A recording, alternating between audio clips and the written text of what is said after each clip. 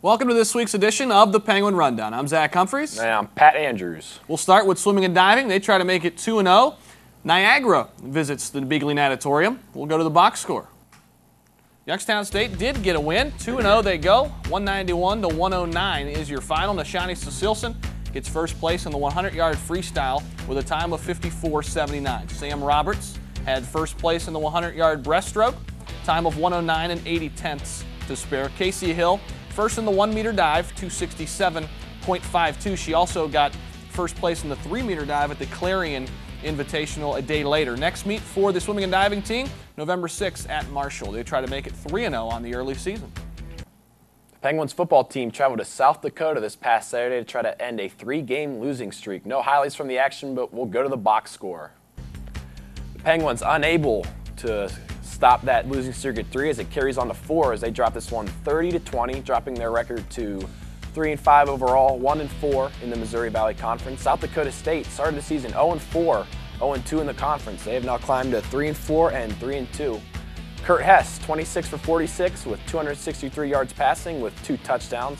Dominique Barnes continues to light it up for the Penguins. 10 receptions, 110 yards, and a touchdown. Jermaine Cook, 18 carries and 78 yards for the Penguins. Zach, why don't you tell us how these standings look like? Yep, Missouri Valley standings. Northern Iowa, who visits Youngstown State this Saturday, 3-1 up top. Western Illinois, 3-2, along with South Dakota State. Illinois State, Indiana State, right in the bunch there in the middle, 3-3 and 2-2. Missouri State also 2-2. Southern Illinois at 2-2, so a lot of teams bunched up there in the middle.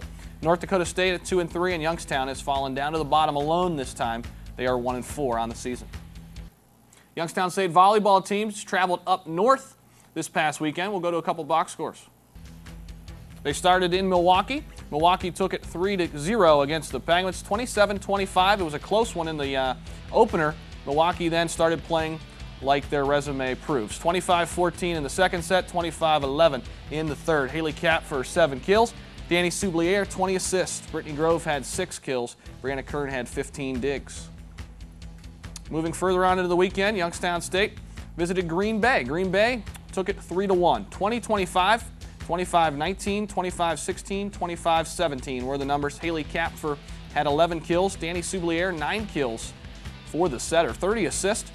Nichelle Johnson added 7 kills and 4 blocks for the Gwins. And Brittany Grove also had 12 digs. Penguins soccer team also on the road twice this past weekend. No highlights, but we do have 2 box scores for you.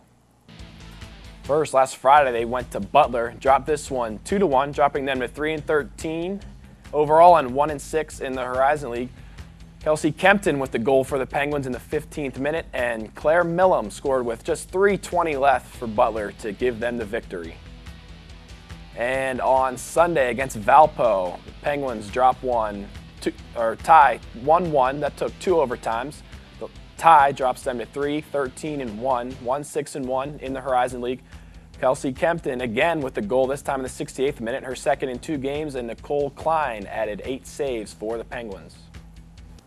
First of all, good to see Kelsey Kempton getting in the action offensively. She's such a great defensive player, trying to translate that on the opposite side. Both goals on free kicks as well. It's too bad, last 2 games of the season for her to start contributing in that department, but she's only a junior, so we have something to look forward to heading into next year. Very true. Youngstown State basketball, trying to get things going. We had a sit down with Byron Thorne on his thoughts prior to the season. Players that you brought in this season, you and the other coaches, of course, and the upside these players have. Yeah, I think we have a good group of guys. I think they're very, very talented.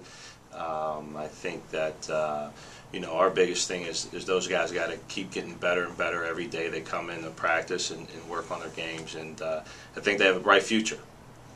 How competitive is this Horizon League? You were at Loyola, now at Youngstown State, so you've been familiar with it for quite some time. Yeah. How difficult is it to play in these tough games, night in, night out? I tell you what, it is a tough conference. The teams that are in the league go from Butler to Milwaukee, to Wright State, Cleveland State. I mean, night in, night out, it's a battle, and it's a really, really good mid-major conference. I think that it's one of the top conferences in the country. Do you think Butler specifically has done anything recruiting-wise to help the Horizon League? I think so. I think we've all benefited from the success of Butler. I think that You know, whenever you're trying to get guys to come to Youngstown, you know, first thing they say, oh, we saw Butler in the national championship game. And I think that helps us. You know, those guys can come in and compete against it. And that was Byron Thorne, assistant coach for the men's team. Pat, I don't know about you, but I'm really excited to get things going hoop-wise. Yeah, Penguins have 10 new players to look forward to, you know, see how they do this year. Two of the main headliners are Damian Ergel and Sheldon Brogdon, both from Warren Harding High School, who went elsewhere for their first years of college, but have come back to Youngstown State to try to help the Penguins try to start contending a little bit in the Horizon League. Yeah, Damian Ergel had to sit out last year because of the transfer issues, and Sheldon Brogdon was hurt. Now he's back. He's projected possibly to be the starting point guard for the team, so we'll see how that shakes out. As far as Butler and their run last year, how did that better the Horizon League in your mind? Completely betters the Horizon League. That, with Butler's popularity, that gives them more maybe primetime games during the week because people are going to watch Butler, and to see Butler, obviously you're going to have to watch teams like Youngstown State, Milwaukee, you know, Cleveland State, all the top teams. And if you look back, just because Butler got to the finals last year, unfortunately falling to Duke, you look back 2 years ago, Cleveland State upset a good Wake Forest team in the first round. And if you look back even to the early 2000s, Wisconsin-Milwaukee was a team that nobody ever wanted to play come tournament time. So the Horizon League definitely, you know, when they put teams into the tournament, they definitely put a scare into people. Yeah, even talking to some of the players, you can tell that that was used as a recruiting tool by a lot of the coaches in the Horizon League, not only Youngstown State, but I think you're going to see talent-wise start to escalate in the Horizon League. You can only hope so. Hopefully it translates here at YSU as well. Now that we have you all caught up, let's take a look at the Penguin preview. Not a lot to look forward to this week. Volleyball will be at home this Friday against Cleveland State. That is a 7 p.m. start time. And football is at home against number 1 in the conference, Northern Iowa, this Saturday at 1 p.m. start time. Remember to follow YSU Athletics on the web, www.ysusports.com, facebook.com/YSU Sports, or Twitter @YSU Sports. For Zach Humphreys and Pat Andrews, we'll see you next week on the Penguin Rundown.